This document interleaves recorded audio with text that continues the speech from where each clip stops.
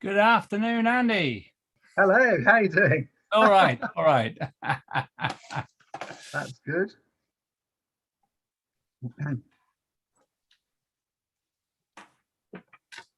Yeah, I'm just getting all the bits and pieces lined up. Yeah, I guess we're still planning the same sort of thing for the Wellerman, are we, as we said the other day? Yeah. Yeah, I haven't had a chance to talk to or communicate with Terry, so I just wouldn't worry about it. I think we'll quietly get on with it. Quietly get on with it. Yeah, I think you're right. So what I've got to do is do an email to Felicity and Sachi to put them in touch with each other. Yeah, okay. I'll put the correct tune music on the website. Yeah. I can do that. And I'll get rid of the references to the other pieces of music.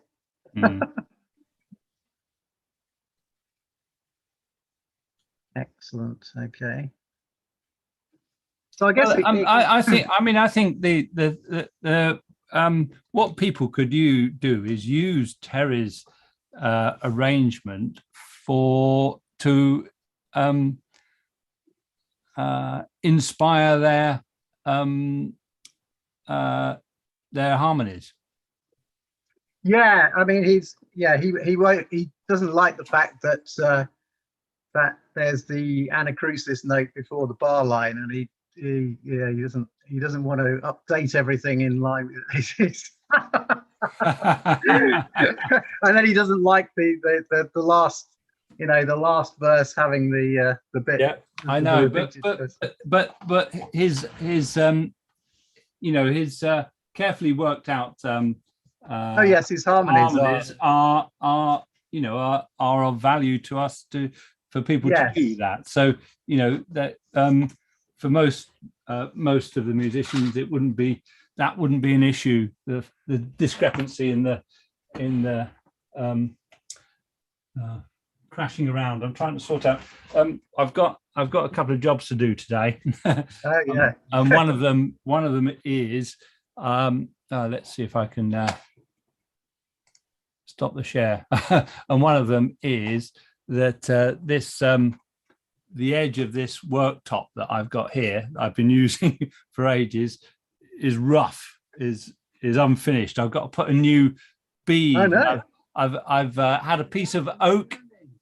Hello, how you doing? All right. Oh, hang on. I've got the sound coming through on the on the YouTube on the YouTube. Yeah. So so I've got to get on and do that. So I'll keep an eye on things, but I shall be mainly woodworking. Oh, I see. Okay. So what I'll probably do is I'll probably make you a co-host, so you can let people in on the attendees whilst I'm off down in the garage, because I've got to run some stuff through the through the sawmill and things like that. So you need to open the attendees. So I can see participants. Is that the participants? One? Yeah, and then you got panelists and attendees. Yeah. Oh, okay. Yeah. Okay. So when you get an attendee, you need to promote them to panelist. Yeah. Okay. And how do I do that? I just right. When somebody comes in on an attendee, there's no one, so I can't show you at the moment. But where it says more at the end, if you go to panelists and look at us, look at me, or for instance on there, if you hover over it, there's more, and you click more, you get the option to. I'll explain it next time someone comes in, and you can do it. Worries. You can do it then. Thanks, Steve. Oh, brilliant. Yeah, I suppose. Yeah, I suppose for the Wellerman stuff, it'd be great if it was ready in time for the winter warmer, wouldn't it? If we got it. Oh, well, I think we'll be well ready for that. Yeah, and it's quite interesting. This shanty thing is very popular. Is growing all over the world. Oh, is it? Okay. And and that Wellerman was featured on our local news on Friday, because there was a new shanty festival started up to, and things like that. Wow. So that kind of thing is really, we are in the right time for doing this. If we'd have done it earlier, even better. But no matter, because if we'd have thought about it 6 months ago, it wouldn't have been a thing in Japan, whereas now it is. And awesome. So we've got that going. But I am watching us on YouTube, and there is one person watching. And that'll be me then. Over you.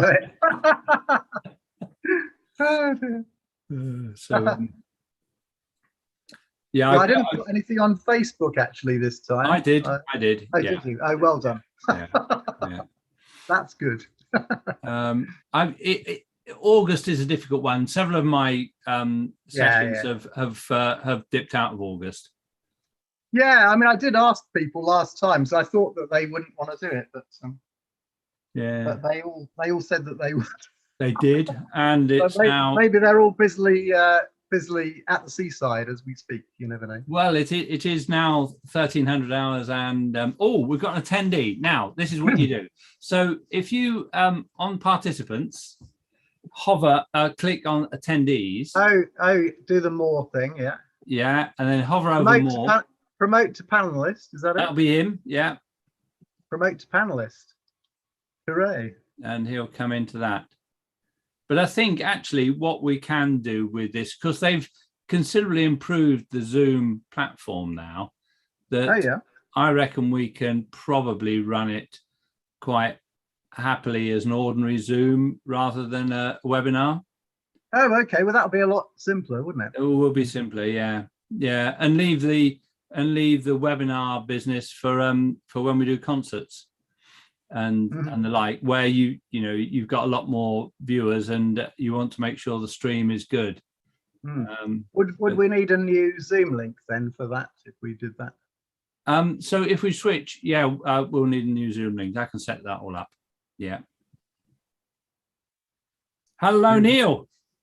Hello, Neil. Yes. Hurrah. Yeah, we can't hear you, but we can see you. Yes, hello. It's good to see you. Good to see you. Good to see you. Did you get down to Sidmouth this year, Neil? No, I don't go there. It's too far. It is a long way. I spent most of yesterday coming back from it. Yeah. It was on then, was it? Yeah. Well, there was a sort of Sidmouth, wasn't there? Mini Sidmouth. It was. It was kind of open air concert stuff in the Blackmore Gardens and sessions around the town, and there was actually some Kaylee stuff in the Anchor Gardens in the Ford. No, that didn't happen, did it? No, that didn't happen. I remember now. It distinctly wasn't happening in the Ford. Yeah. Yeah. There was some Kaylee stuff in the Anchor Gardens, but I have to admit, I didn't really, in my current state of risk aversion, I didn't didn't feel able to participate in that. And so somebody also did a mini Kaylee on the seafront, which some people were brave enough to be in. Yeah. So. Well, it's a bit of a testing time, isn't it, really?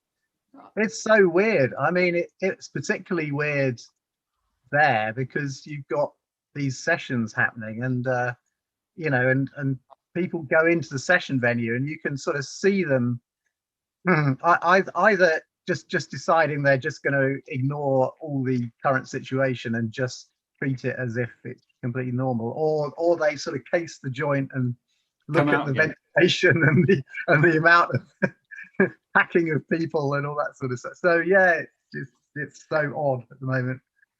Yeah. There were some packing sessions though, and George, who I've been teaching, who's 11, he brought his pipe and tabor to loads of sessions and played it. Yeah, marvelous, really. Marvelous. And he was off to the mini thing that's going on at South Seal. He was going to play it there as well. Excellent. So, yeah. I went to the first 2 Dartmoor festivals, and I haven't been back since. So.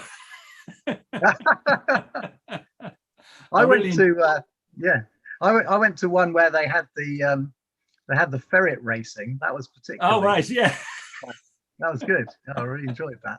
Is that where you put them in a drain pipe or something? Is that right? Yeah, So they have a series of these. They have these pipes, and they have little gaps between the pipes.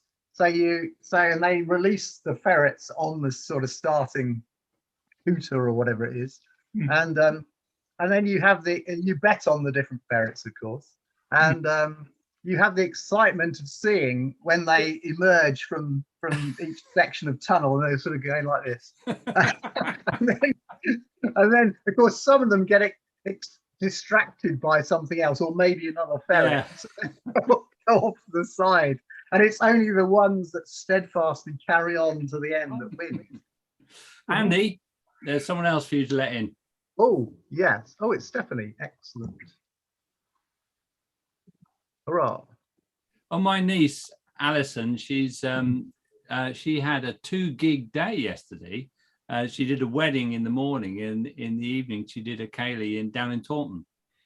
Wow. So yeah, that's the things are starting to move in that area again. I've got 2 bookings for ceilidhs in September. One's they're both one's definitely a school ceilidh. So kids in their own year groups, and or it's a very small school actually. So it's the bubbles are like Key Stage 1 and Key Stage 2. That's about it. But for the other one, it's an open air one where, according to what the rules are, we will either be dancing or just playing music. Oh, okay. Late afternoon, type thing. So, I'm not sure how much real ceilidhs will get back going again. It's a case of seeing. I'm not going to do anything really until I see what happens. Yeah. I'm supposed to be starting the Morris class again in September, end of September. So we were talking about that. Alex Murray came round Wednesday, and we were talking about the whether about the class and how grateful she was for the class, because that's where she learned from John. We were actually talking about sides deciding to fold because they got too old, and Bose was sort of getting towards that back in the 90s, and I decided to move it to Seth Sharp House practices to have those and make it open those sessions, because we would get new members and younger members, and that was way, but we only lasted we lasted another 15 years, I suppose, or more. That's pretty good. But 20 years. But in the 20s, in the 2000s, we decided no, we didn't have enough younger dancers to carry on. We would close. And whilst how you doing, Stephanie? You all right? I'm doing fine, thank you. Yes, yeah. Good job you posted that it was on today. I just got it in time, really, before I went off and did something else. Yes. And it's a nice day to do it. Nice rainy kind of drizzly day. Yeah. To be indoors. Yeah. Well, people were quite insistent last month that they wanted it today. So. But there aren't many here. But there's not many here. I had to check though that it was. I had to sort of check myself that it was on. I was all a bit discombobulated. Yeah. Right. Okay. So yes, we met face to face in Sidmouth. Yeah, that was fun, wasn't it? That was fun, wasn't it? And meeting young George as well. That was really an inspiration. Yeah, good. he's so decisive in his tabering, isn't he? Absolutely. He's not taking any prisoners. You know, he was waiting to get in at a session and standing on the periphery, and everybody is sort of like, and I said, you know, he needs to be let in. He needs to be let in, and he's like, his first sort of beat is like this on the table, and he's like really good. Yeah, hard act to follow. He's a real character. Yeah. Oh, I better get out of pipe and table. We ought to play, you know. Yeah, we should play. Yes. We're getting all hot now. The excitement of the idea of film. Aha. What do you fancy playing, Stephanie, as your fresh from Sidmouth and stuff?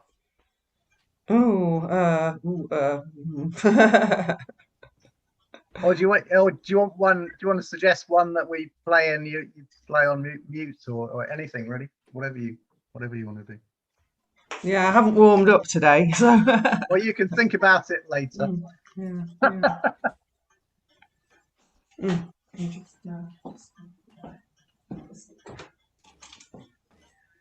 Oh, that sounds horrible. I haven't sorted out the table yet. Yeah. So yeah. So Steve, I've done something rash. I bought a tabor off Marcus Music. Yes, but it's rather large. Right. Okay. There's different sizes. It must be, and I don't think I was really kind of like clued up, so it just seems a bit on the large side. Oh, it seems far too massive for me. That is one of the larger ones, isn't it? Yes, it must be. I mean, how big's yours? Pardon? Oh, I do like to. Never mind. Well, I'm measuring my hand across there, and I reckon we're about. It seems to be about 11 inches, and I'm. Yeah, I'm going to measure mine. But I think it's bigger than what I expected.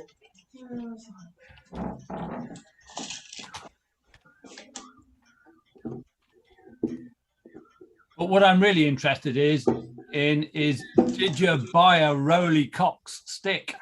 I did. Jolly good. Am I the first person to buy one? Oh no, he makes a lot.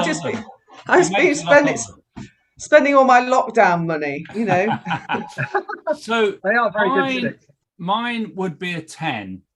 Yes, this is a 12. I wish I'd bought the 10-inch one now because found it. I don't know. You see, I actually play this. I'll fetch the other one.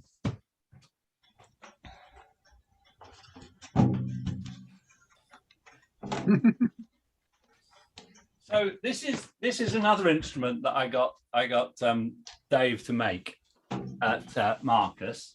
Yeah. And this is based on the tabor, the TABWR, the Welsh drum. And yes. That must be 16 inches or 18 inches. And I actually play this a lot more than I play the other one. I play it a lot more because it gives me such a lovely deep sound, and it's easier to tune to make a nice sound, and it has a lovely rattle on the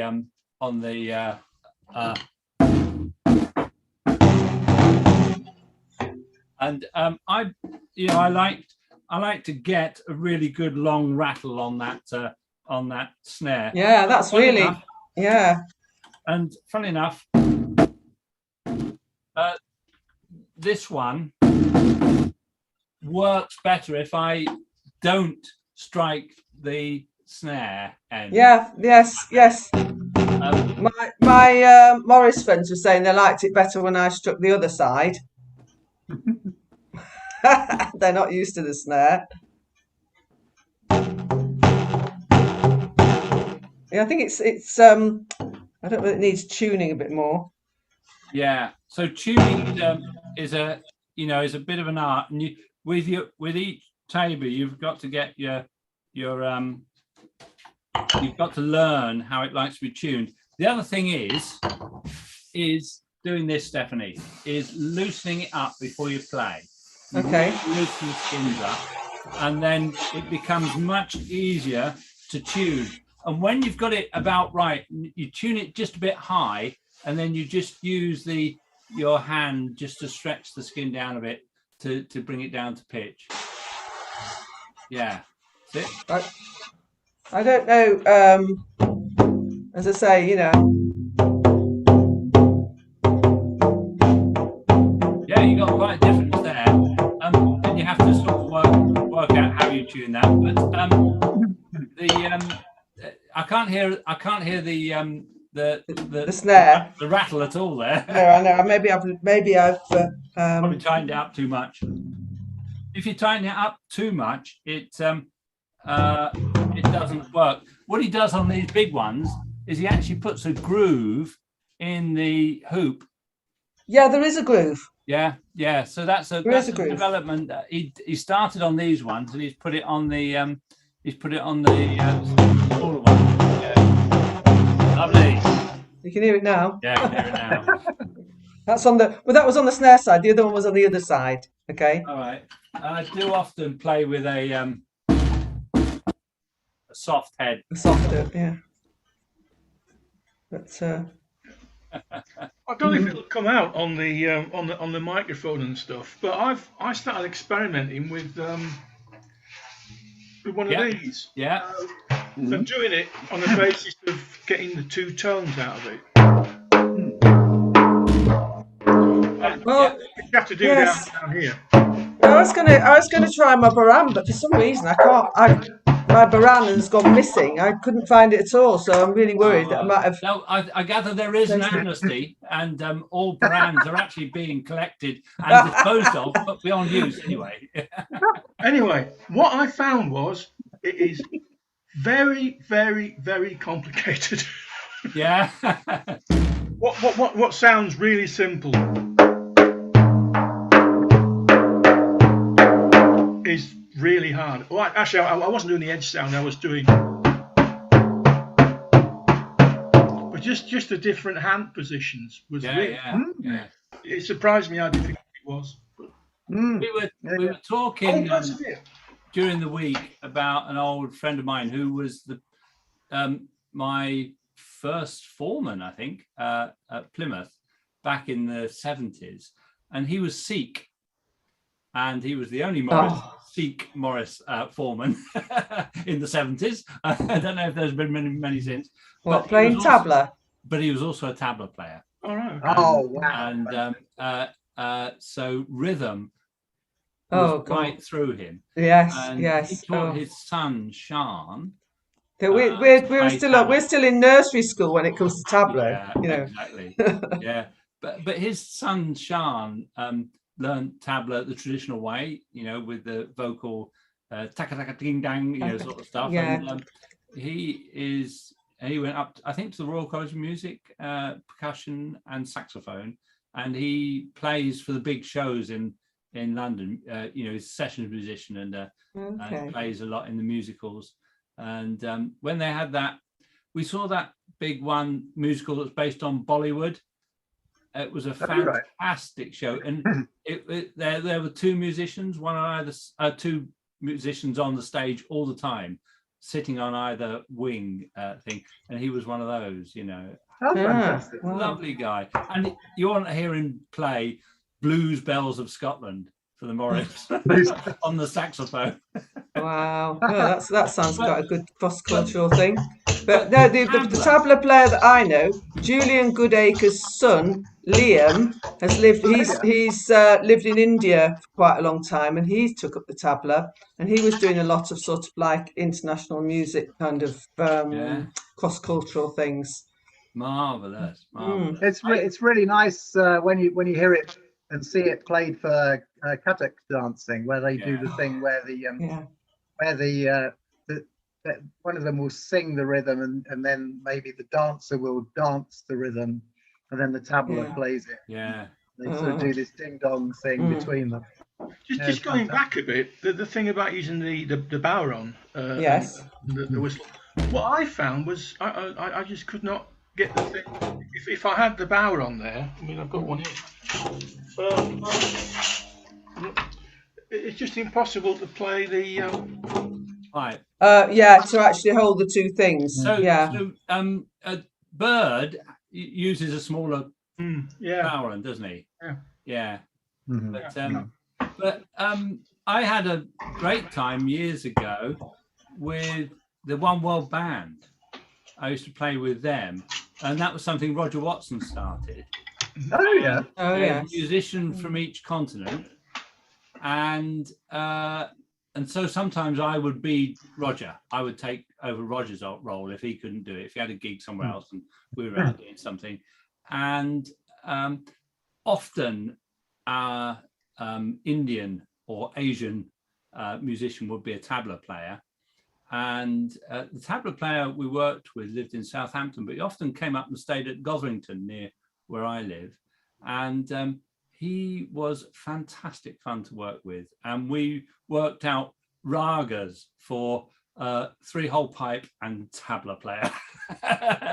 And these would be like 15 minutes long.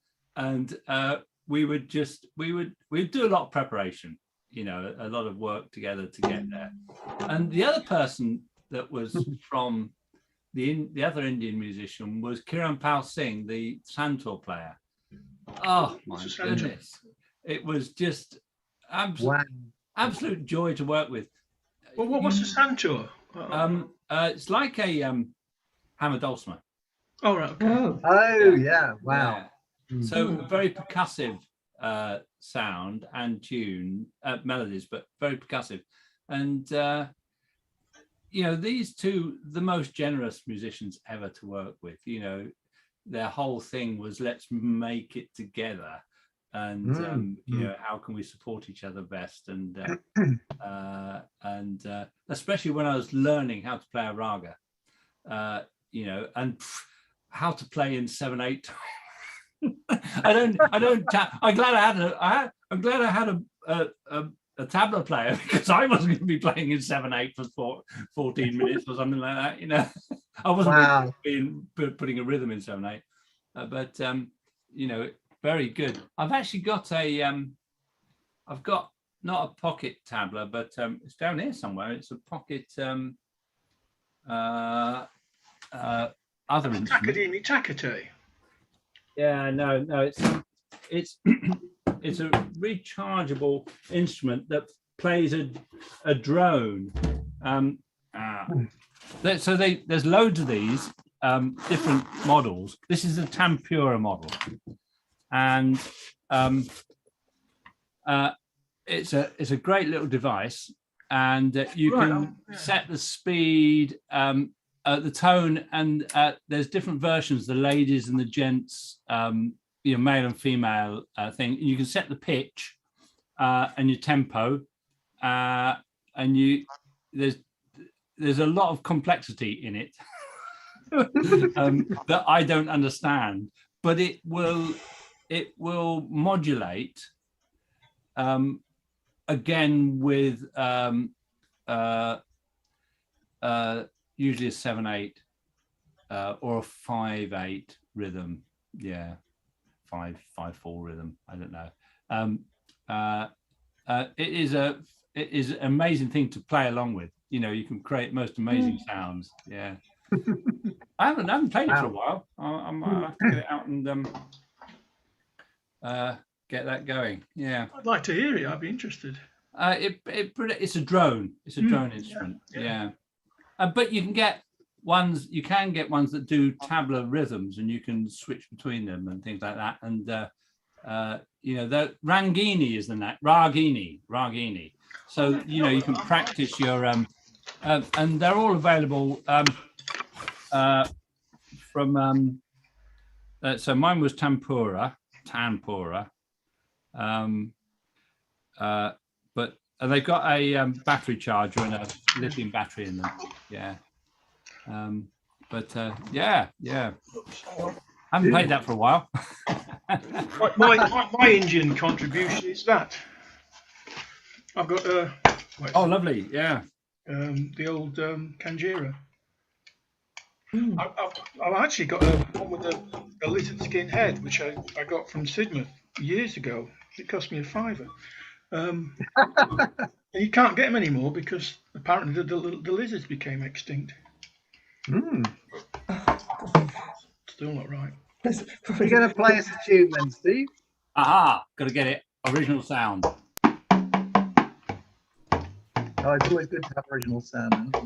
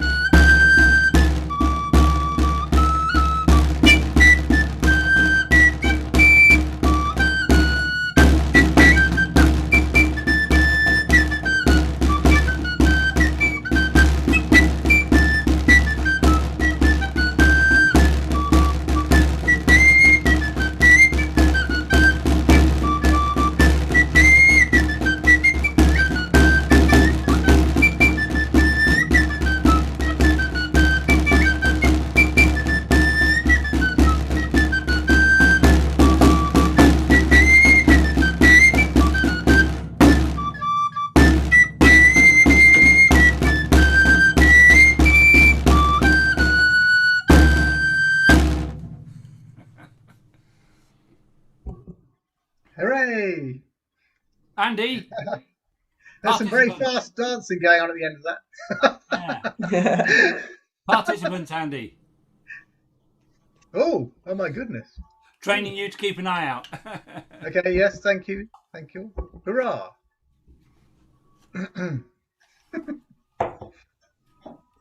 Yeah, so this Tabor has become my favourite. Right, and how big? Sorry, what is the size of your Tabor? Yeah, and I reckon that this one is. Let me just check on their website because it'll say what the actual. So it's a variation of a tabard, and yes. I think it's the 18-inch. 18-inch one. Their actual tabard has got 4 holes on it and hasn't got a snare. Yeah. So basically, what he did was he did a table version of the tabard. I don't know how you pronounce it.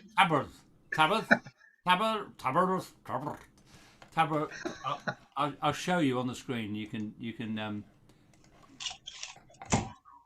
So this is it on the screen. Yes. And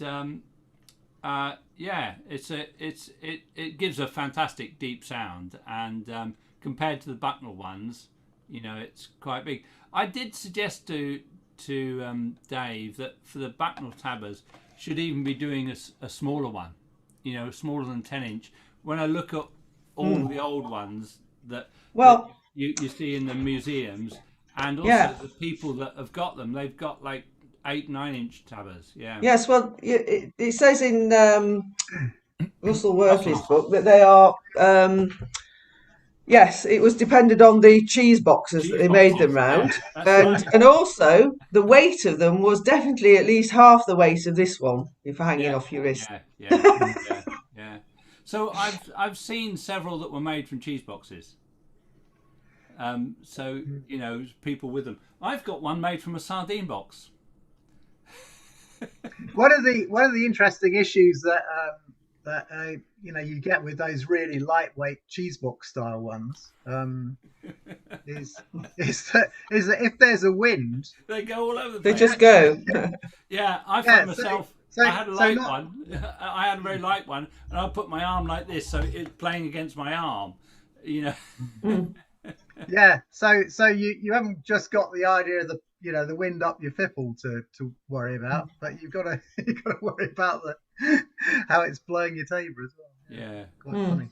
So I was down there this week. I went down to see Dave, and his wife Jane is now working in there full time as well.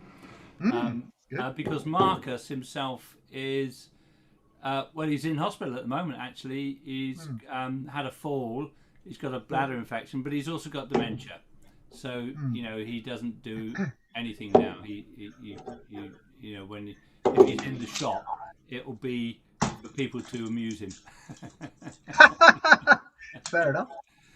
But he's done his stint. Was he 84, I think? Is he really? Yeah. Wow. Yeah. He's fabulous, isn't he? Yeah. And Very nice guy. he and I have done such good fun things together. You know, it's a shame to know about his. Mind you, he'll still remember those things we did. He just can't remember what happened today. Yeah.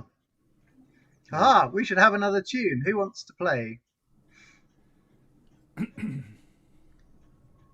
That'll be you, Andy. It'll be me. Okay. All right. I will then. In that case, I'm going to play in honor of George. I shall play. Lads Buncham.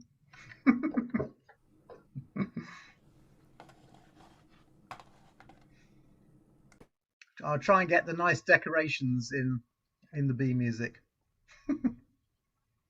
Okay, here we go. Got my original sound on, yes.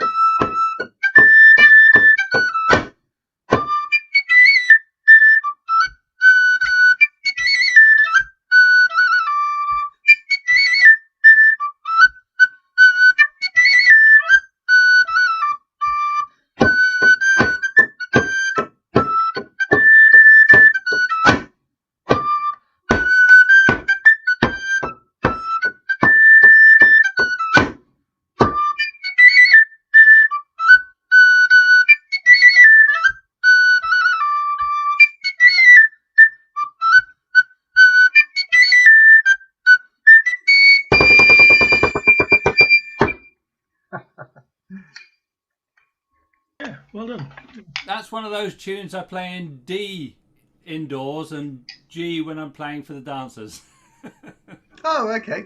Yeah, I always find it's loud enough in D. It carries a lot better. Yeah. You got more traffic noise in Gloucestershire. Yeah, exactly. Well, no, it's the cows and the sheep. The sheep bang over the fence. No, it's all the crowds. It's the big, immense crowds around the dancers that you have to get across. I don't know if Stephen's going to unmute himself or anything to say hi. You can hover over his name there, Andy. Yeah. And you can ask to unmute. Oh, I see. Yeah. Okay.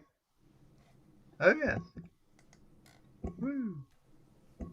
But he's probably eating a bowl of soup or something like that. Yeah, it probably is actually. Yeah. He's probably got a beer going. Yeah. Oh, here he is.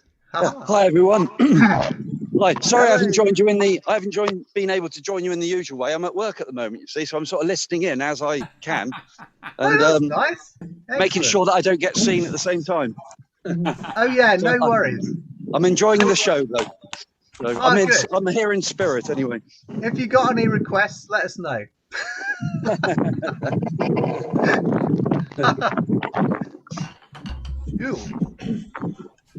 Ah. Well, Neil, do you have a tune for us? Yeah. What I'd like to do is on page 27 of the volume 2 of the Taborers Treasury, Quena Omegan de Vegan, whatever it is. Have you got that? Thing is, I was playing it this morning, but I wasn't doing the drum, so I don't know. I haven't really worked out what to do for a drum. So I've got to go and find my music. Oh, sorry. Right. Which page is it? It's number 27, page 27, and it's the middle one.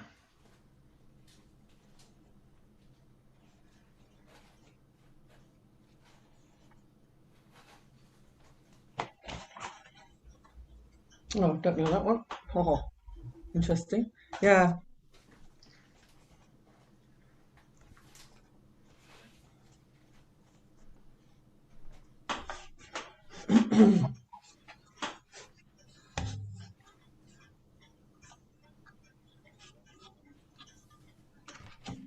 I thought I'd play one from the books because I thought. Homogen version. Oh, that looks good. I don't think I've ever played that one. I used to be in a medieval band, and although when I was with them, they didn't play it. They did a CD with it on, and so I was quite interested in it for that reason. Right. So Stephanie, you'll need to mute, and then shall I go for it then? Right. And I'm not sure quite what to do about the drum, but we'll find out.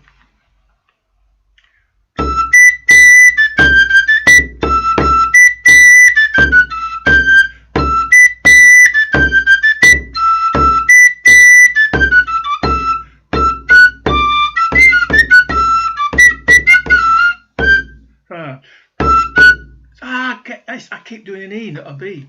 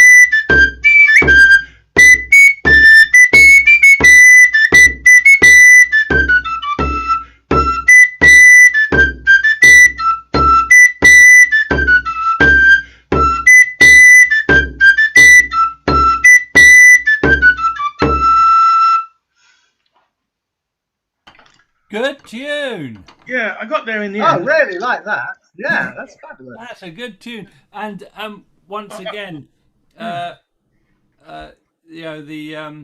Dorian mode. Dorian mode. Just works so well for the pipe and tabor, doesn't it? Is that what it is? Right. Well, Dorian mode. So it's the one that goes basically E minor. You start on the second note of the instrument. Yeah. So so quite typically you'll see that it goes from E to B. I'm with you. Yeah. So the key notes in that tune are E, B, and G. You notice that the end of the first whole phrase is a G. So it's anchored on those notes, and the B music starts on a B. So it's fair and square in the Dorian, and like so many Morris tunes, those ones just work so well on the tabor pipe. You feel that they're made for the tabor pipe. That would explain a lot of tunes, because I was confused with the C sharp. Yeah, that would explain why quite a few tunes have got a C sharp in them. Yeah. Well, as to whether that is a C sharp or not. Well, it seems to work with C sharp. Yeah, but as to whether that is a C sharp or not is an interesting concept when you're looking at a tune from the 13th century. Yeah.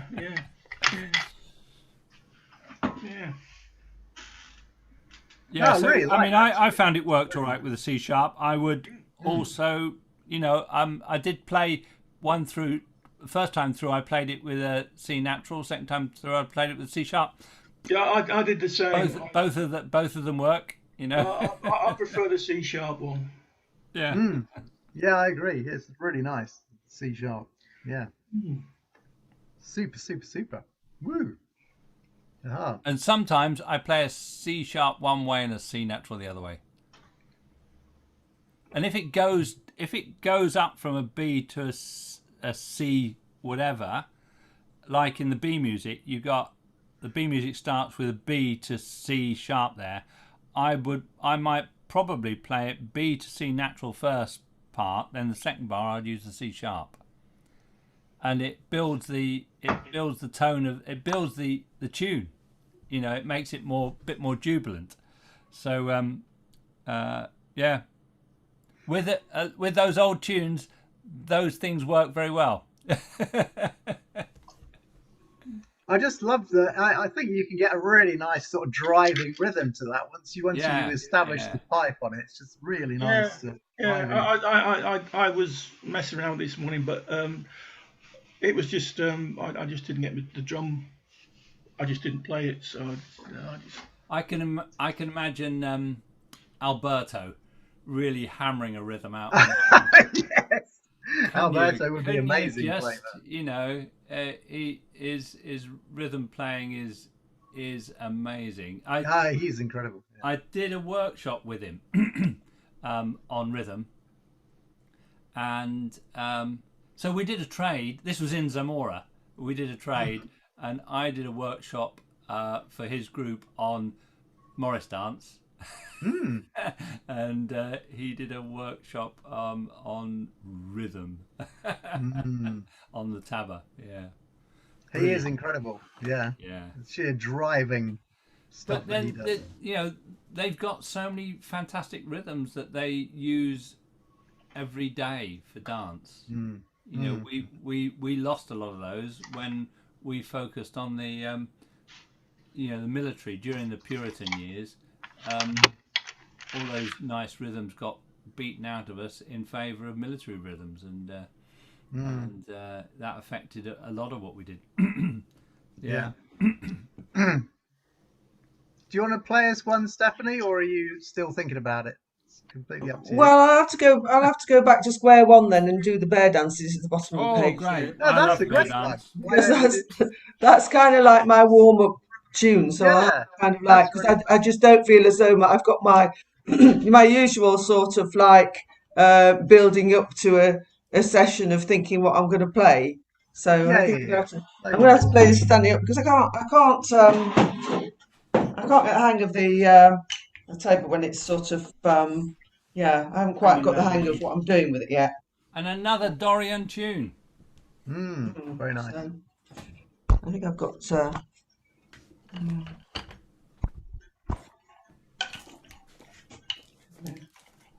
Oh, surely it's Aeolian. No. Yes, that's right. Everything we play is Aeolian.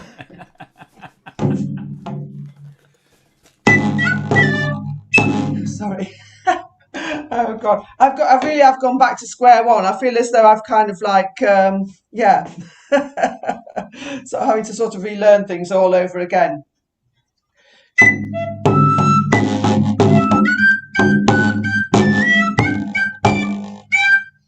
Sorry, I just can't do it anymore. I've had my kind of like run into thinking I can do all this stuff and get it together, and now it's all gone to pot. So a good way is just to start it on the pipe. Yeah. You know, unless you're used to start. So I tend to start on the tabor now, but Yes. for a long time. Well, I just haven't got used to what I'm going to do with this thing, you see, because I've tried all sorts of things with it, you know, and where it kind of like holds or doesn't sort of like yeah. Yeah. Maybe what I can see actually for that pipe, you probably need a good session on work. I could probably help you through working out how to fix it up to hold it, because it's quite a heavy one, and so how you get your hand in the best position, but still. Yeah, because I mean, you see them like that, or you see people with it like round here or whatever. Yeah, yeah. There's a fair bit to work out with that, I think.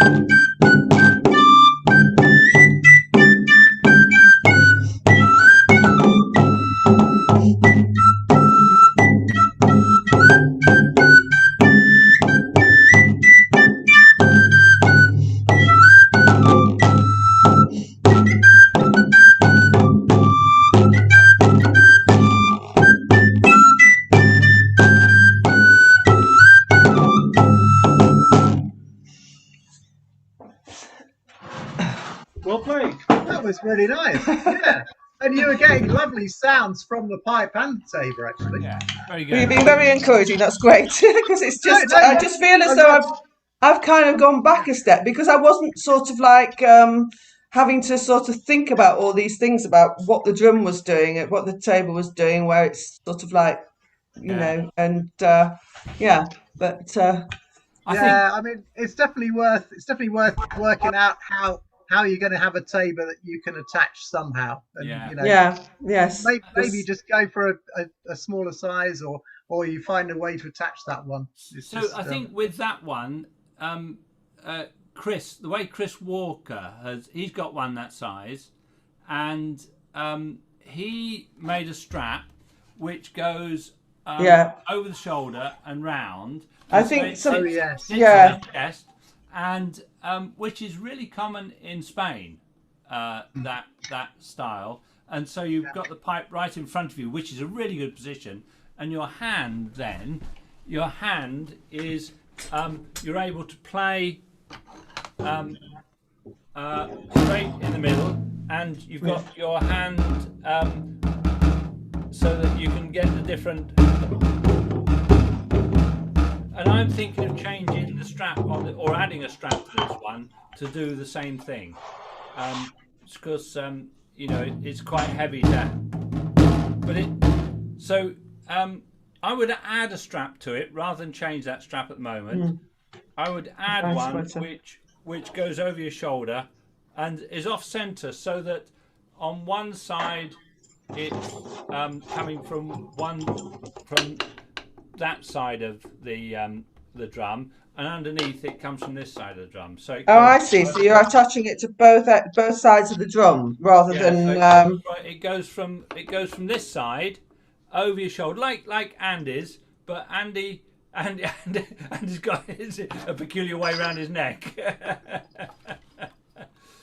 So normally you do it so that it goes the other way around your neck, Andy.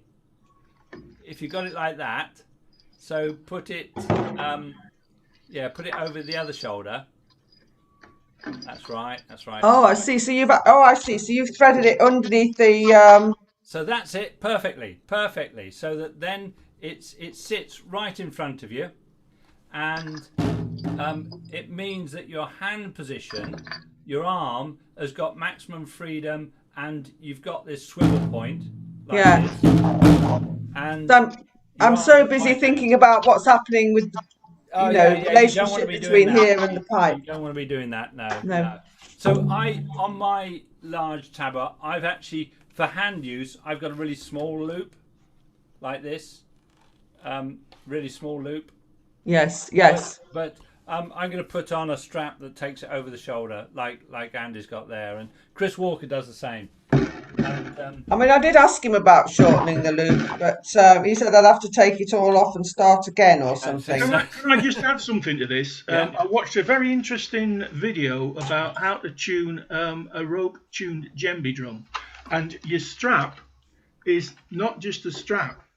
You can use it as a strap, but it's also primarily a means of tuning the drum. The idea is that the whole lot unravels. And you can wrap it round the drum to change the tuning. Now, when I got this drum, I didn't realise that, and I wondered how you tuned it, and hence I've got all kinds of bits of crap stuff all over it. But in fact, if I wanted to do it properly, and it's done very quickly, you use the strap as the tuning thing. So don't mess with the strap. It's there for another purpose other than holding the drum. Yes, yeah, that's what I thought. It looks like it's all part of the. Yeah. I just thought I'd mention that. If you email me, Stephanie, I could give you a sort of a bit of a hand of how to get the position right. Yeah, that'd be great. I need to sort of move on a bit with sort of knowing what I'm doing there, because that would be a great tabor, and it will be once I get it right. This is probably a bit too short, this belt. So. It's because it's a bit high up. I need a bit longer belt, but you can do it with a rope thing. Chris Walker is the man. Chris has done a really lovely job on his, and his taboring moved up a notch when he did that. I think so, because it's as I say, whereas before, actually the Morris drum that I was using, I've actually got to restring that because I painted it. Right. I painted the rims, and I was looking up online about how to restring a rope tension drum as well. So it seems as though a lot of the little buffers, whatever these things are called, are missing. Buffs are missing. I think I've only got 3, and it's a big drum. One thing you can do is Marcus does do restringing, and we did a lot of work to get the right kind of string, because when we started, in fact I've got one here actually, because we started with a so this is where we started, and this was made by Bill Warder, who's quite a famous maker. He made early tabor pipes as well, metal tabor pipes from St Albans men. And the string was on it was actually too slippery, and but I'd given it to Marcus, to Dave at Marcus to copy, and he copied with that string, and we very quickly decided no, it needed to be a different kind of string, and we had to find one that's got a lot of cotton in it. So you want a synthetic element in it that doesn't stretch too much, but you want cotton to provide the friction, so that when the buffs slide across, they stay in place. The other trick, which I learned in Spain, is to get the buffs to stay in place. You actually lick your fingers and just lightly wet the buffs, and then they'll slide across and stay in place. So, you know, especially if you want to get a high tension on it. So sometimes I want a high tension, and you know, you find the buffs are sliding off all the time. Then use that technique. And they, you know, in Spain, because the temperature ranges are quite high. Oh gosh. You know, they have to be really on top of that. But does anybody go to this pipe and tabor festival in Catalonia? I go every year. Yeah. You do? Yeah. Oh right. Are you going this year? Well, I don't. I haven't decided yet. Yeah, Andy's been. You've been. Have you been twice with us, Andy? I possibly, yeah. I got a feeling we were on Catalan TV that time, weren't That's we? right.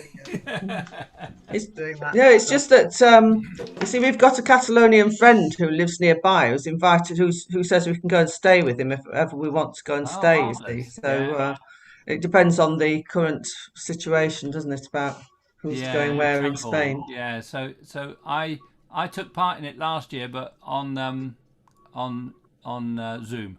Well, it wasn't on Zoom; it was on another thing, which similar thing to Zoom. But so as soon as it gets going, I'll be going back. Yeah.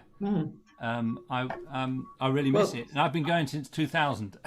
Well, your friends that came on and did a spot on this, they said it was going on, didn't they? They said it was going on. So there's there'll be something. How big a thing it is, don't know.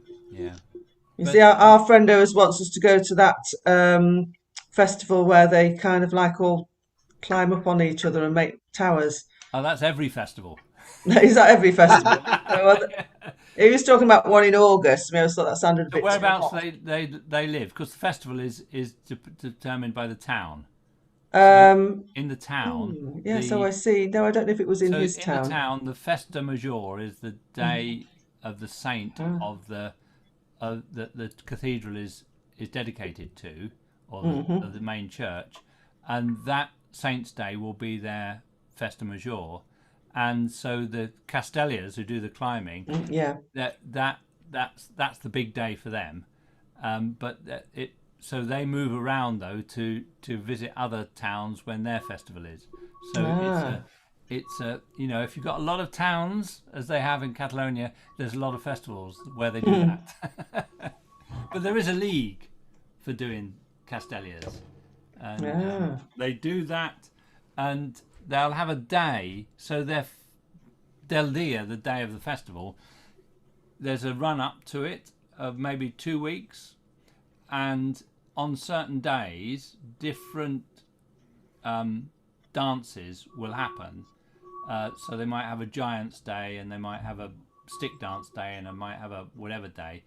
And one day will usually be a Castellers Day, and that might be a day in the league for the Castellers, because there's an annual competition as to who can get the most points by having the highest tower with the least number of people at each. Oh gosh. You know, so you know, okay, getting 5 stories high but having like 6 people in the tower will be quite short and strong, whereas 11 stories high and 3 people in it will be fantastic. And 13 stories, which I think is the record, you know, is Villafranca are the they're the top. Normally top of the league, aren't they? They're absolutely fantastic.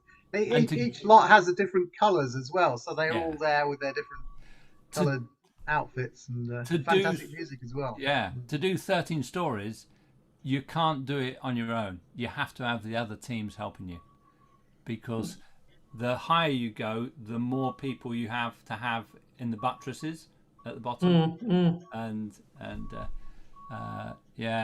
It's so inspiring to watch. I mean, it's just like really emotional. Yeah, it's heart-stopping, really, when you see these little Angellas going over the top, because it's like 5 or 6 year olds. Yes. To keep the weight down right at the top. Yeah, if you want a morale boost, just watch them doing that. It's just absolutely fabulous. Yeah, really nice.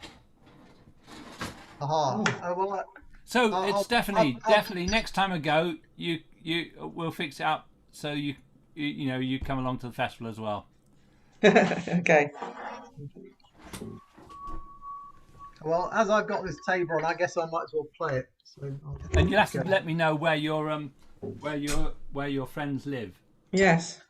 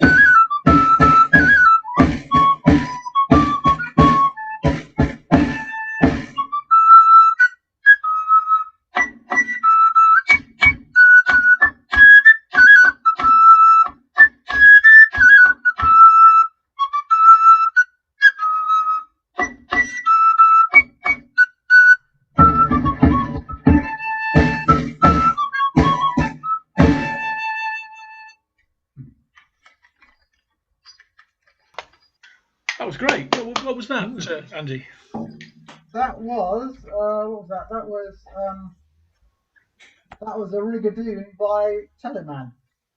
Wow, lovely. Very good. Yeah. What was it called by Telemann? It was a Rigadoon by Telemann. I don't know which opus number it is. I really like Telemann's music, and you don't hear enough of it, really.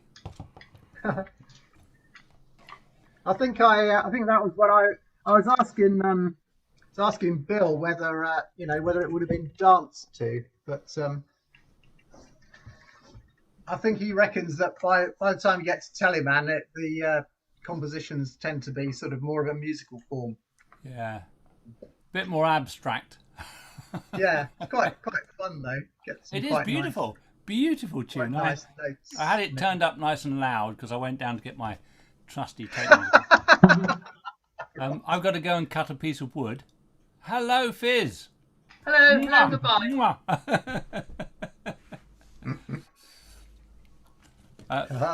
I've got to go and cut a piece of wood. I'll be back shortly. Don't call me shortly.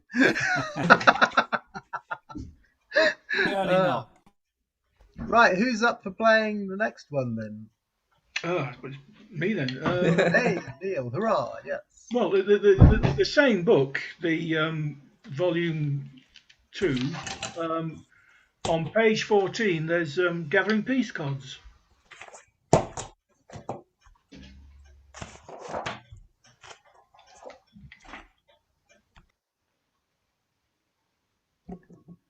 Which page is it? It's page 14. Page 14. Hurrah!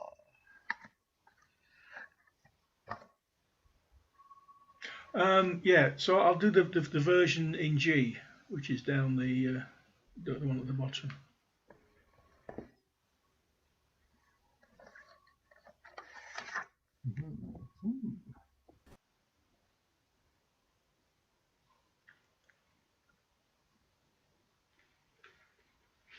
Shall I go for it then? Yeah. Right.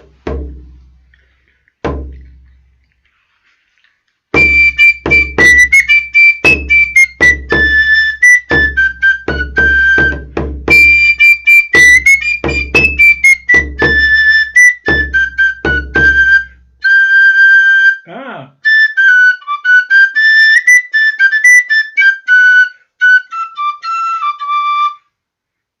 He puts a G there, doesn't he? I would normally do an A.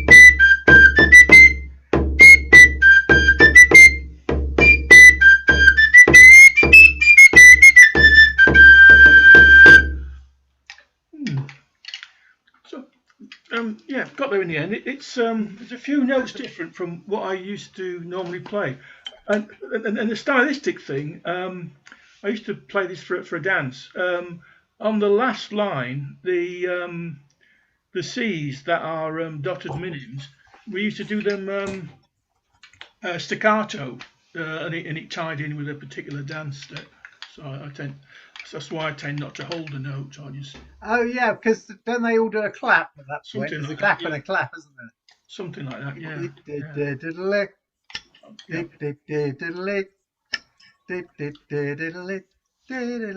Yeah, it's really nice. Yeah. Anyway, It's a super tune, isn't it? It's it really is good. actually. Yeah, I like it. Yeah, there are some really good ones. Aha. Do you fancy playing another one, Stephanie, or do you want to do one? I can do. I can push myself. As I say, I just haven't prepared for this session at all. So like I feel so rusty. Don't worry. Don't worry. It will have to be South Australia. Oh, lovely. That's a great choice. Yeah. Is that in one of Terry's books? No, it's not. It's not. Unfortunately, it escaped his nautical one, didn't it? Right. So I mean, it could have been in the nautical one, but I haven't really been around long enough to influence anything. So there you go. Oh, I need a pipe, don't I? Let's do it on the. Go on.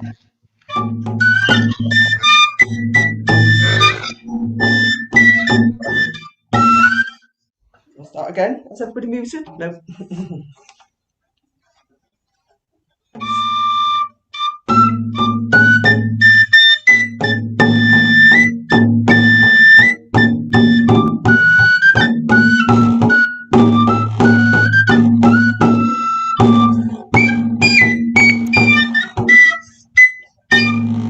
Oh dear.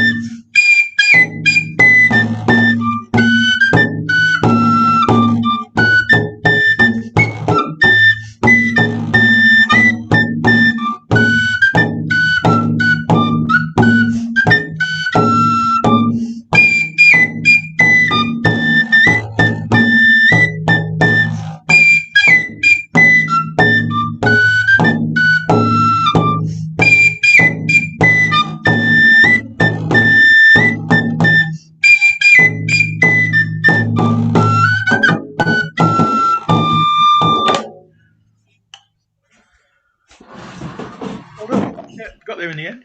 Yep. Hooray! That's such a great dance, that one, isn't it? It's really nice. And I always think it works really well on the pipe and tabor as well. Oh, you're a bit muted, Stephanie, there. Yeah. So because I play that on the melodeon for Morris dancing, but I haven't got round to. They said, "Oh, you're playing it too fast," so I've got to learn how to pace that for the actual dance, which is I think that one works. That's going to be the one that I'll try and kind of like impose on them. Yeah, it works really well. Yeah. So yeah, if you need any sessions on playing for Morris, I can Yep. do that. Give us a thing. But yeah, because I play that one for Pilgrim. Yeah. Okay. Yeah. Yeah. Right. So I guess I should play one now. I'll play a Morris tune then. Do you want anything in particular, or shall I just choose one myself? Well, why don't you play the one that we were playing the other day, which was Sweet Jenny Jones, wasn't it? Oh yeah, absolutely. That's a great one, isn't it? Yeah, let's play Sweet Jenny Jones. It's quite fun.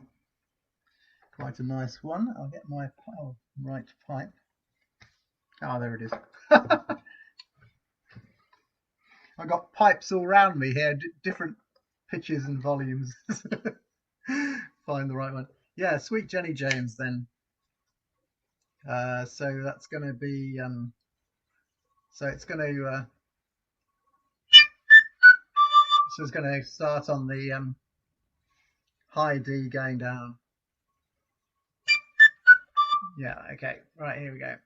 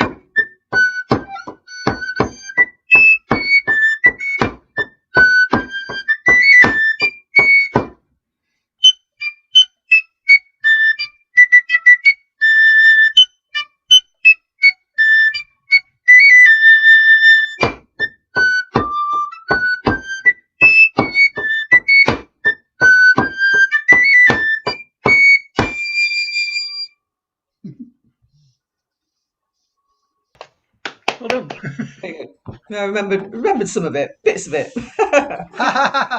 It's quite fun doing the tabering to their feet. It's really nice to do that actually. So Yeah. does your team dance that one, Steph? Well, we have been taught it, but it's not in our repertoire at the moment. And we saw another team dancing it at Sidmouth, and it was just so lovely. A really nice thing. We have been taught by Hammersmith. We've got one of our members is kind of like linked up with a Hammersmith Oh, brilliant person who has then taught us his version of that. So, but that was quite a while ago, and it's not really kind of like been revived recently. Yeah, I mean it's a great dance because it's actually it's a really good one for anybody who's got any kind of bodily challenges, sort of. Oh, I love it. Yeah. There's no actual jumps in it, so you got all these wonderful sort of stepping around. Well, I should remember that as a reason for reviving it.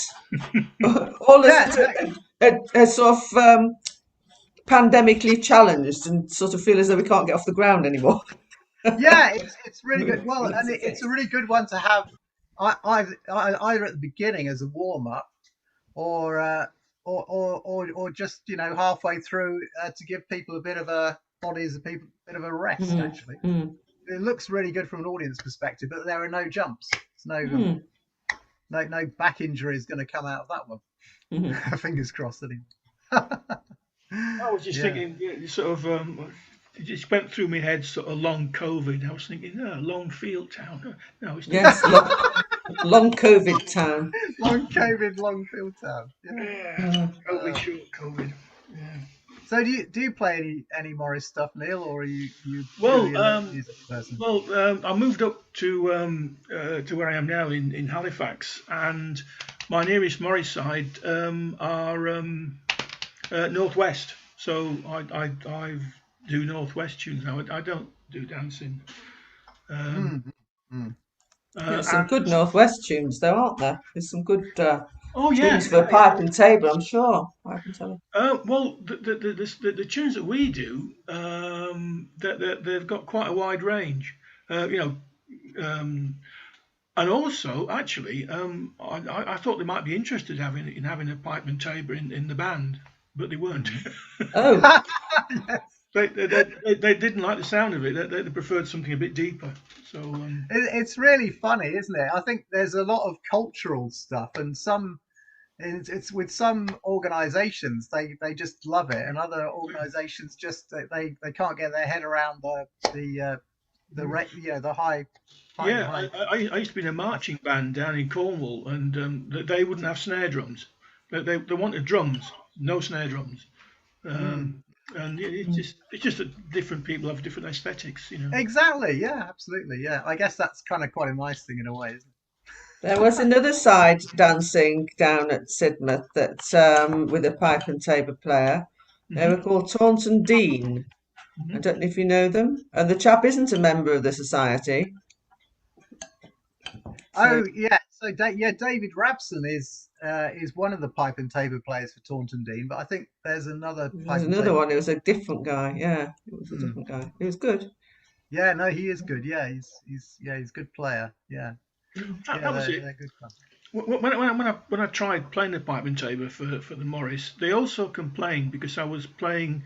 They told me and don't play off the beat, and I thought I wasn't. But it occurred to me that I probably was, but it was just incompetence on my part. I think I must have been playing so bad they thought I was playing, off the beat. Well, I mean, when you're learning stuff, I mean, everybody is a bit out of kilter with the beat when they're learning stuff, aren't they? That's just. Well, I thought I wasn't, but they obviously have different ideas. Oh well. It's another thing like the bagpipes where you can't really sort of do it on mute. You can't sort of like mute it down while you're playing, really, can you? No. No. I mean, the nearest you can in a session with if you got like a really quiet pipe and a tabor that will play quite quietly, you can sort of blend in while you're working out what the tune is. Yeah, these Well, I designed. Barry Lloyd pipes are quite good for that.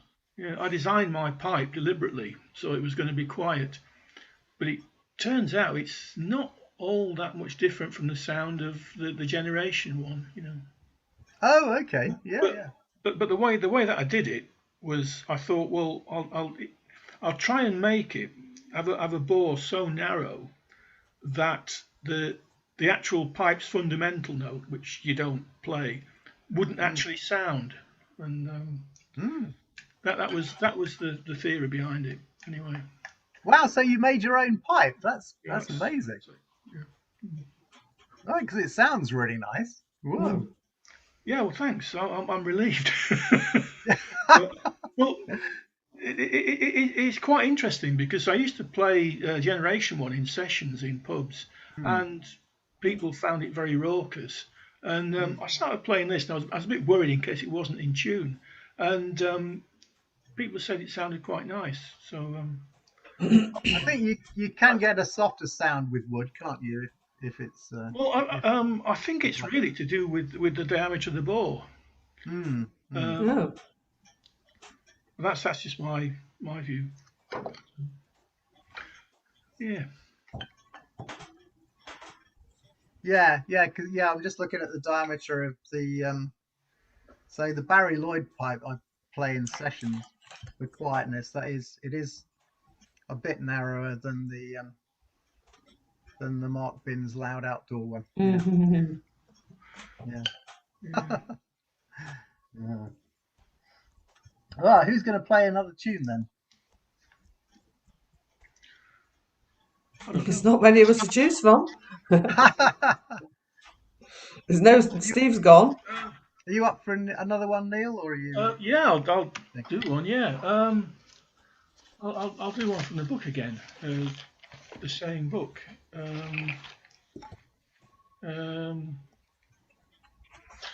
Mundess on page 17.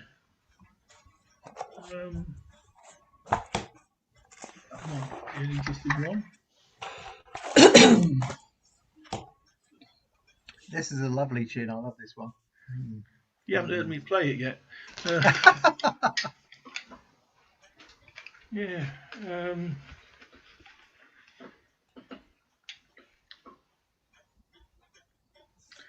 Okay. You just need to make sure you're muted. Yes, yeah, there we go. Right, okay.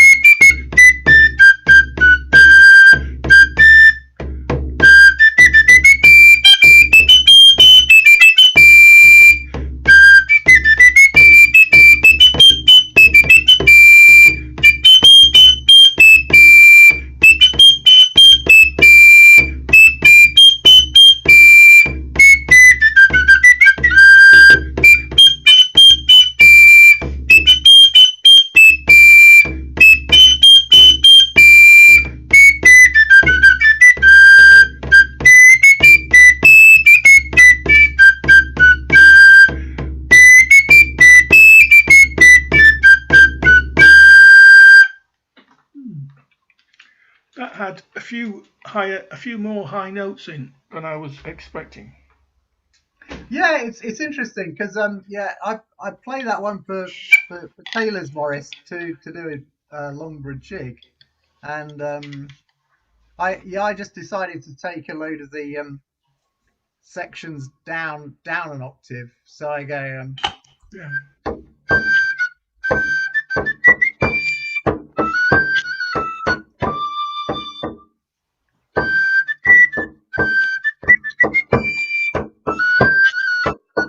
so I sort of go down, yeah, because yeah. But yeah, the top notes do work though. Yes, yeah. Yeah. I think people are divided into high end, high end of the scale players and low end of the scale players. Because I know Terry always likes the high end of the scale, and if there's a choice, he'll often in his books use the top notes rather than have everything down at the bottom end of the scale. Whereas I'm a bottom end player, and I know Gillian's the same. She's a bottom end player as well. Everybody's different. Steve's probably a top end player, I think. There's a thing about Bowron players and top end players and traditional players. Is there? Okay. Oh yeah. The modern stuff. They do it. Sort of.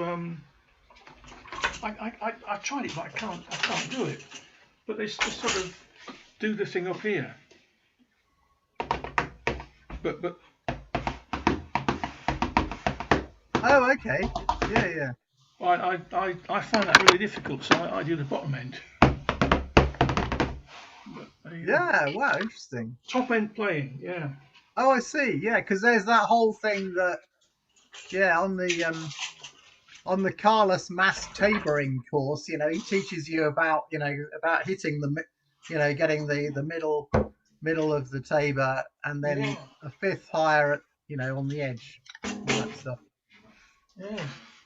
Yeah, it's all quite very, very interesting. Yeah, I've just about started to do rim shots, but I find it very difficult getting too. Oh, really? Oh, okay. But I'm not happy with the sound that the rim gives. Mine I'm not. It like sort of 3/4 time would be. I don't like that sound. Oh, okay. I think it sounds fine to me, but I'm used to lots of different rim sounds, because I tend to use the rims of my tabors quite a lot actually, and the one that I play most for Morris, I'll often do rim shots just as a way of making a different sound for the double step. So I do 1, 2, 3, 1, 2, 3, 1, 2, 3, 1, 2, 3.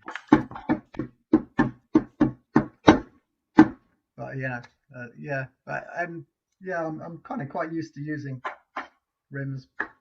But they all sound different. I guess I'm just I kind of quite like the sound of all of them. There's probably people listening to my playing thinking, "Oh my god, I hate that rim." I don't know. I spent a lot of time accumulating loads of drums, because when I get them home, they never sound right. I always think that a tabor is it tends to be optimized for a certain set of or style of tune, so like this big Catalan style one, it sort of works quite well for kind of anything that, it works really well for anything that sounds vaguely like Catalan music, or I played in our band. We had to play for the Sidmouth quadrille workshops, and I found that the quadrille tunes work really well on this. Right. But I would never use this for Morris, because I can't get any lift out of this tabor. you know, in terms of getting somebody to jump off the ground. Yeah, I like this one works well for me for fast tunes, and I like this one for waltzes. Right. So it's all a bit mad, isn't it? It's just a matter of it's just so much matter of opinion in all these things, I think. I've got a larger version.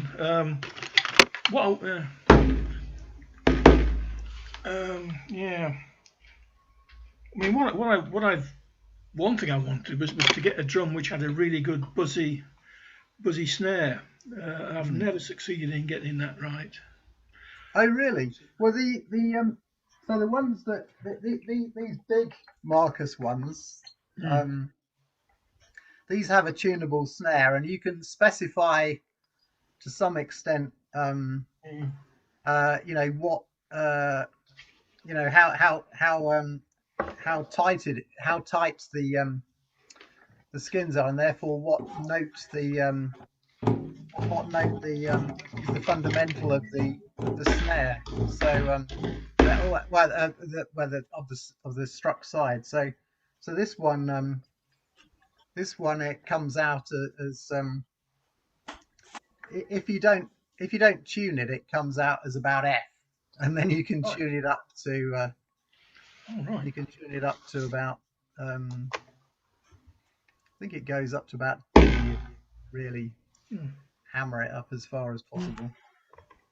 But yeah, so these ones you definitely get a very buzzy and very much a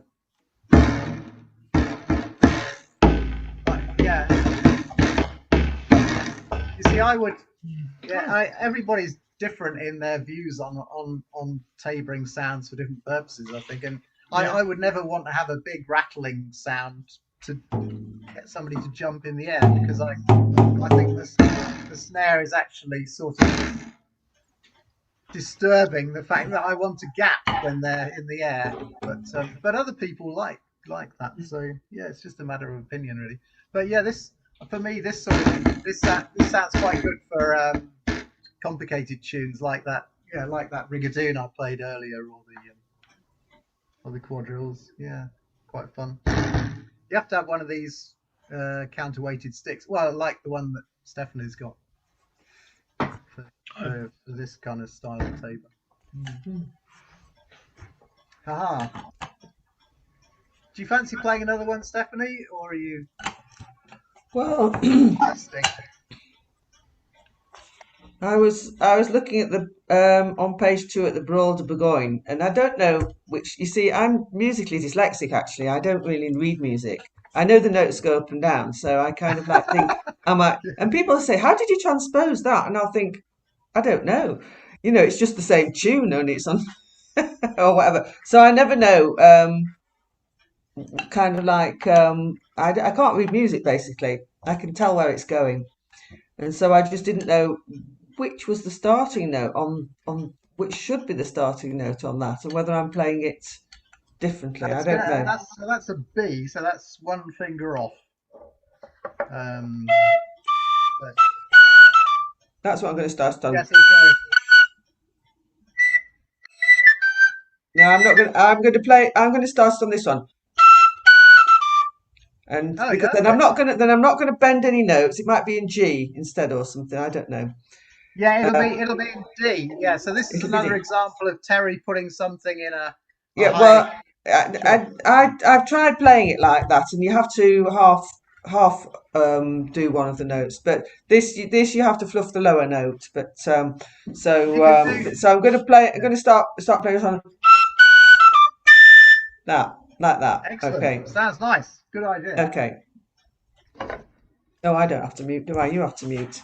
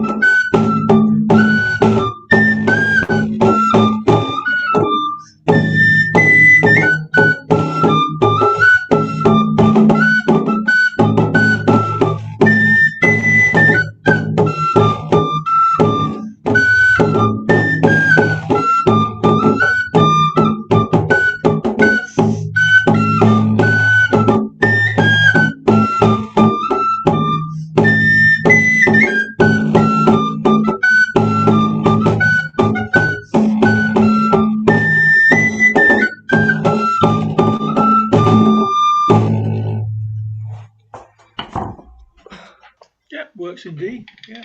That it worked really well, and that was sounding, the pipe and the table were both sounding really good.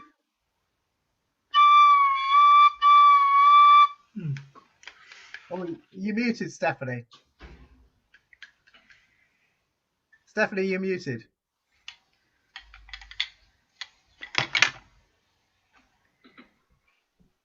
You're still muted, Stephanie.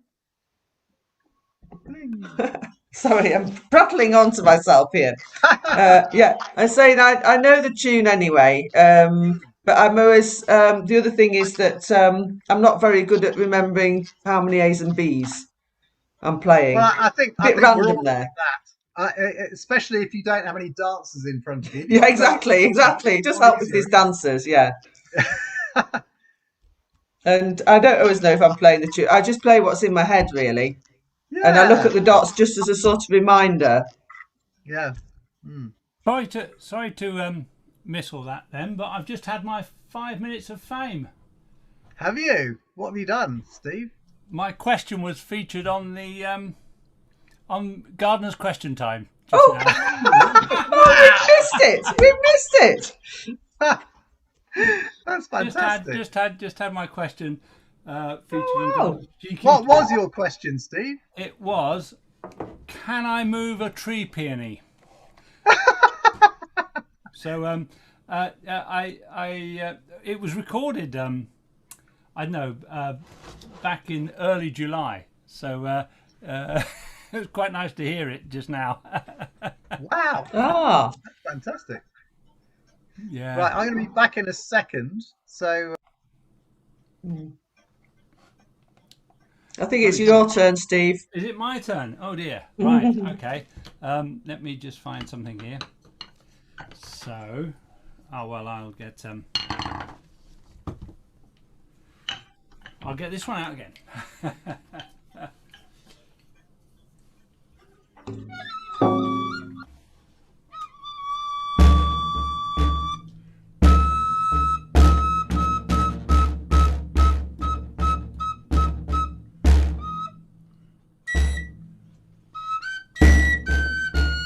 Oh, this is in book 4.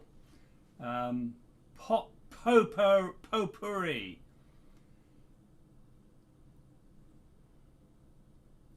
I don't know what page it is. It's in my section. It's called what's it called? La Memoria.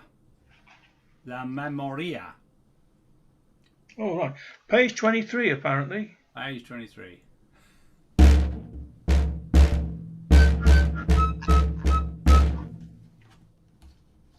Let's just take that down a bit.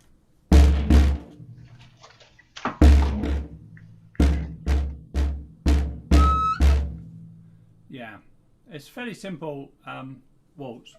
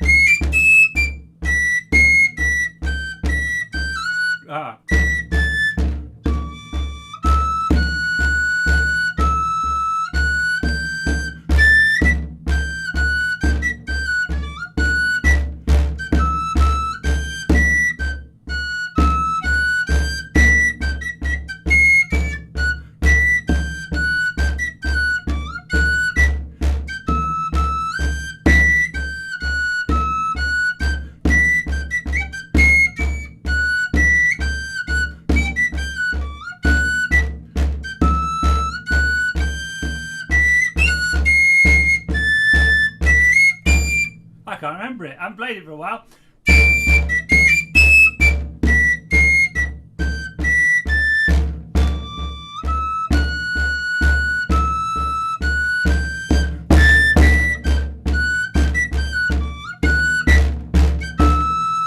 There we go.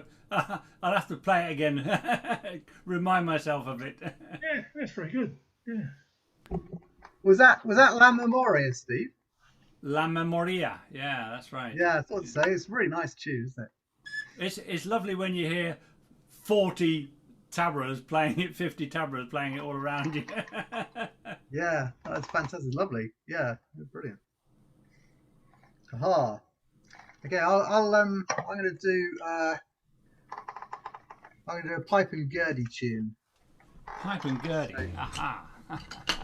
So this tune it's going to be it's a lully tune, and it was the first tune that started the craze for hurdy-gurdies in the court at Versailles. So he introduced this. He had some hurdy-gurdy players on stage, pretending to be blind hurdy-gurdy players, playing this while there was some dancing going on. It's the Ballet de l'Impatience.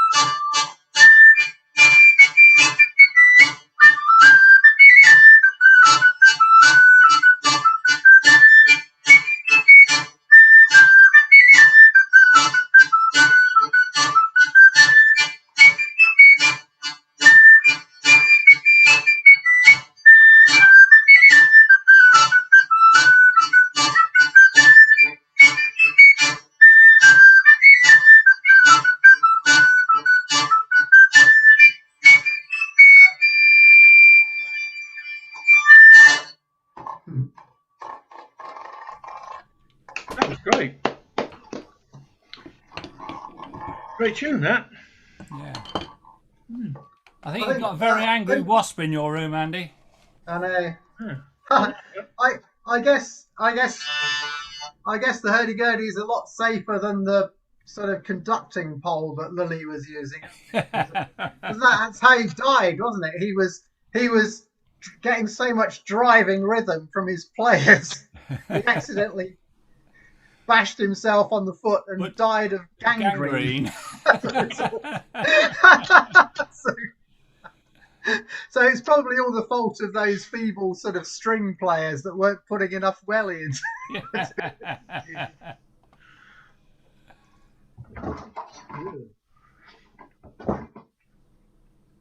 Haha.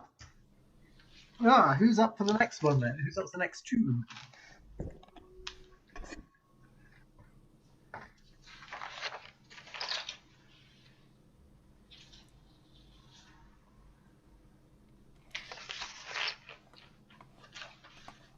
That was a good tune, though. I enjoyed that. That was rolls along, doesn't it? It could be a Passacalias in a way.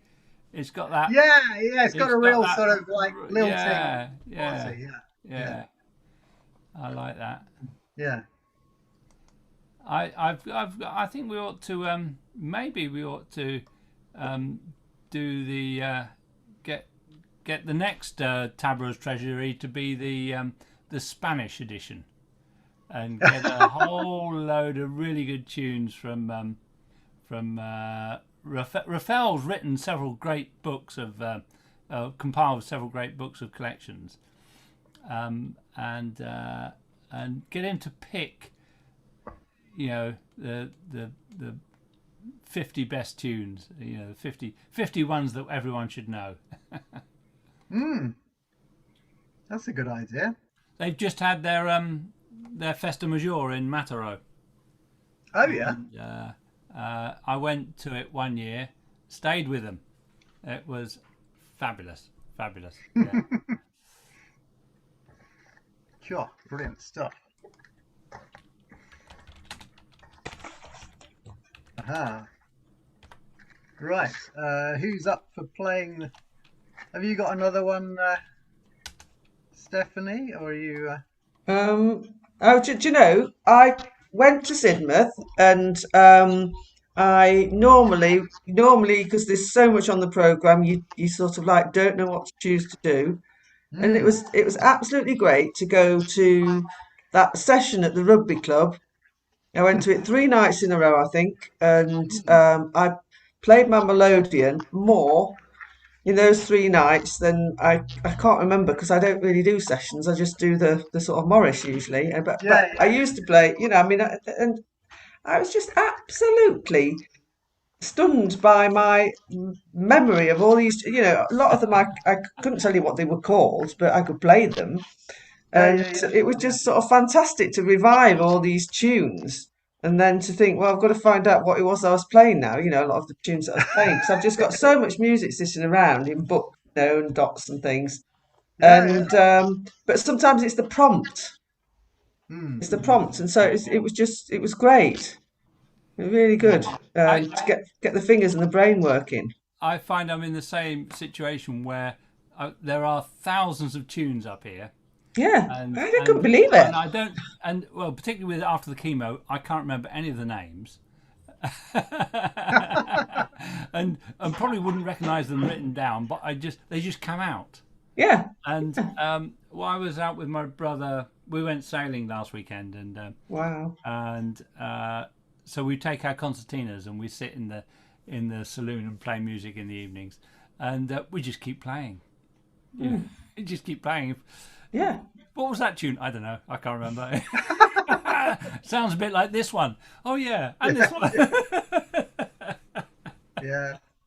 Such fun, isn't it? Yeah.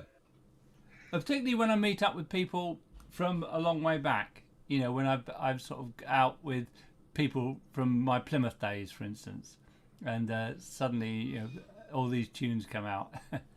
I better go and check. I can hear noises downstairs. It might be the dog messing around. Yes, my dog's barking as well outside. I've just got to go and see what's going on. Something's going on. I guess it's going to be you then, Neil. Have you got a tune, or do you want me to play another one? I going back to this volume 2. There's a tune on page 9 called Lord Zusha's Mask. Oh wow! What a great name. Attributed to Giles Farnaby, 1560 to 1640. Now, I came across certainly the first few bars of this in the recorder, Pleasure Garden of the Recorder, Jacob van Eyck. Oh, really? Okay. But under a different name. Have I got Jacob van Eyck? No, I've got George Philippe Telemann. I thought I had me Jacob van Eyck. No. Anyway, right. So, but it's got a lot of these high notes in. Oh, it's got an alternative if the original is too high. Ah, right, I'm all right. Okay, so let's see what comes out. Right. Okie doke.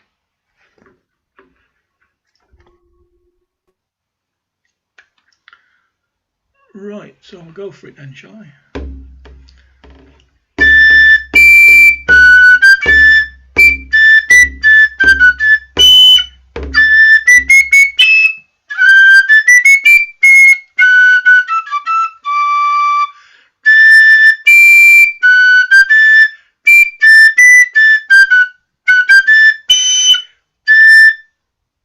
Oh, is that right?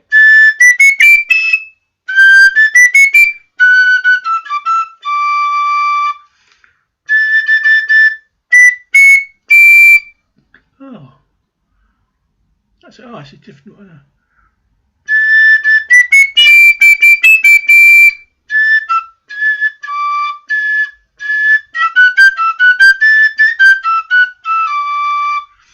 I think I haven't got a clue what I'm doing. I know the tune that you're thinking of. Yeah. I'm just trying to think what it is. I think it translates as "What are you doing this evening?" That's what I was told, but I forgot the actual ancient judge title. I'm going to have to disappear now. I've made you the host, Andy. Okay, so you're the host. I've got to disappear. So I'll see you anon. Right. Okay. It's been good to see you. Yeah. I'll give another quick go at this. Just.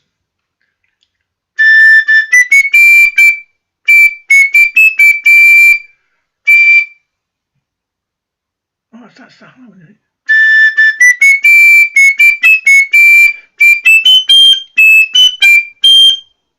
I can't get a top A. That's nonsense. You can't. It's impossible.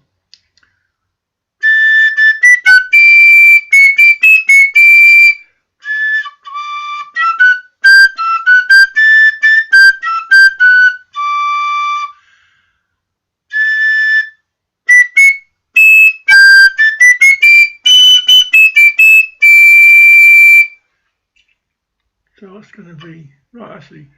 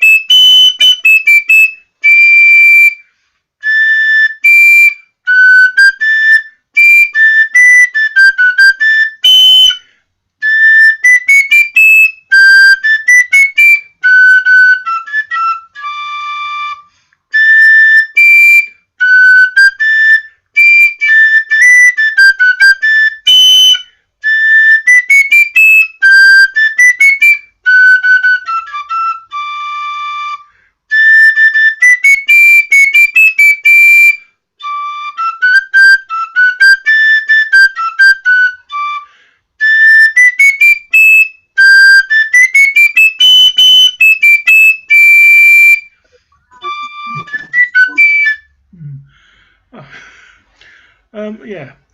Well, that was an interesting learning experience. I might repeat it again, but not in public. Yeah, those high A's are. Yeah, I find them really challenging. I have to really practice them on specific tunes. I can't do them just at whim at all. Yeah. Well, the problem is, I know MJ's the same. MJ will she'll avoid the top A's whenever possible. Yeah. Yeah. Well, what part of my problem is I'm used to listening to a slightly different version of the B music, so it's kind of my brain's wanting to play something which is in conflict with what I'm seeing, and you have this such a nightmare when you have that. Yeah. But I will work at that. Oh, Stephanie, have you managed to get yourself that's looking really quite good, isn't it? Yeah.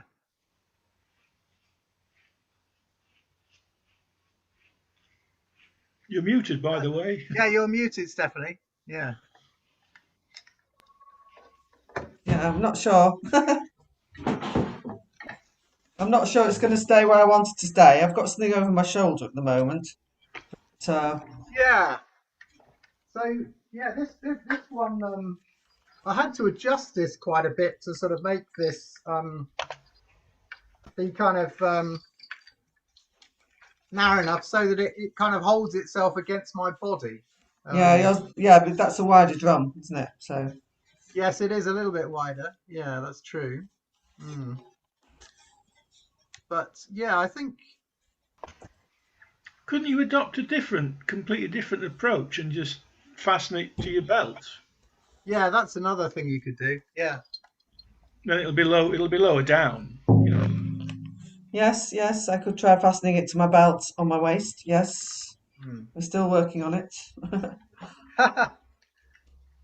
Yes, I've got my. This is a real challenge. This is a kind of like. I thought this was going to make me sort of like leap forward, but I think it's sort of leapt backwards in a way.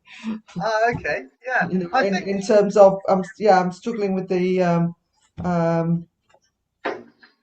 how this is going to work altogether. So who knows? Who knows? I mean, yeah. I mean, another way of attaching is just to have a really big a loose loop.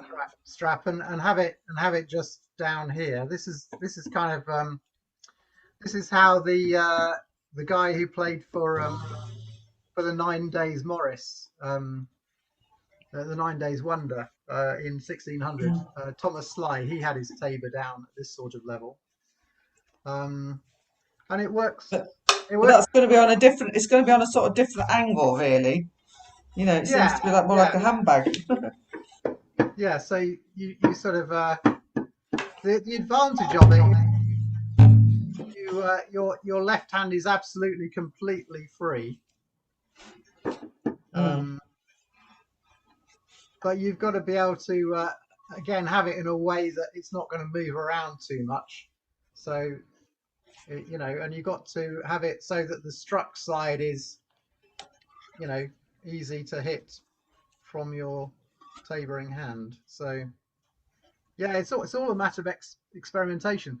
I think also another possibility is to have some sort of hybrid arrangement where you've got a strap over the shoulder and you're also attaching something to your belt.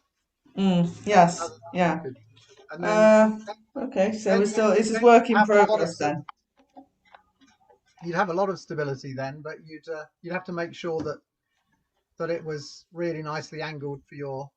Yes, I mean, I don't know. Maybe I'm being a bit too sort of like previous, but I don't know whether I've sort of made a rash decision, and this isn't the sort of, this isn't going to work for me. This particular size of drum, or I don't know, because I mean, I was practicing just with this little djembe and had that round my waist, but without me realising it, at some point the skins had an accident. Oh yes, that does happen. It's lost its florin there. So and the other drum. The other drum needs putting back together. Yeah. Yeah, so I'm going to have an interesting job doing that because I've been painting the rims. All right. So well, I think it's going to be time for lots of experimentation on that. But I think I've yeah. We'll see what happens anyway. Well, I think it's now time, unless anybody needs to do anything else. It's probably time to do squirrels. Hunt the squirrel, yeah. Oh, great. Page 16. Oh, is it? Okay. Good. Right.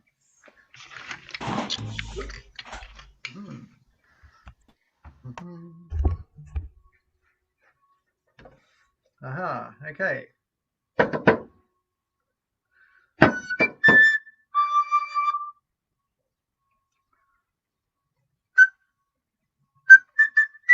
Right, okay, here we go.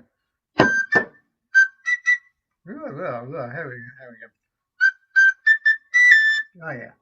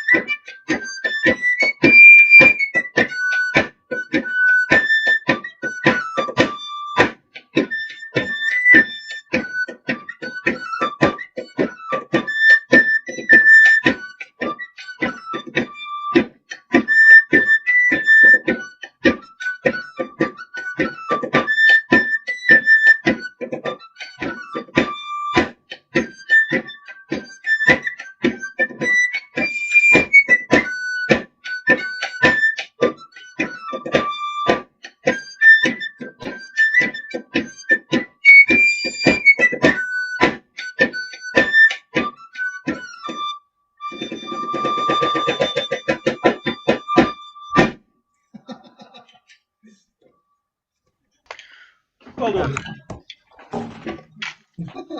Right. Well, great to see you. So, Yeah, good. Yeah. So we've got the festival in September. Oh, remind me of the dates on that. It's the weekend. It's the Is it 23rd or 21st?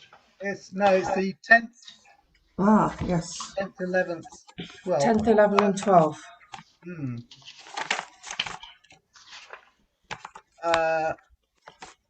And we're just working out the program, but there'll definitely be a Saturday night concert. There'll be a really nice workshop on Saturday late morning, which is going to feature some really nice music. So that'll be good. Jez is going to be leading that one. Oh, great. I'm going to do a Taborers in conversation with a guy who used to know some of the early 20th century Taborers. So just be asking him a few questions.